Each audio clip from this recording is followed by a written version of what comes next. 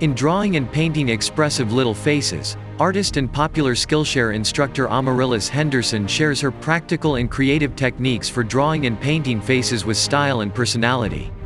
Consider the creative possibilities of watercolor, ink, and markers, and create a mobile sketch pack so you can capture faces and expressions on the go.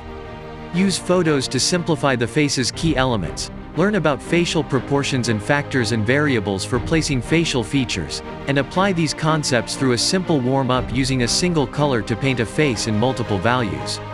Learn about the 5 basic facial shapes and how to modify the chin line, ears, and hairline, and how to draw and paint mouths, eyes, and noses and make alterations to show pose and personality. The pigments and brushes you'll need to achieve a wide range of realistic skin tones, shadows, and expressions. Navigate the process from start to finish, learn to adjust line quality to suggest different genders and ethnicities, and change up artistic styling to put a unique spin on your creations. Find the link below and buy the book now.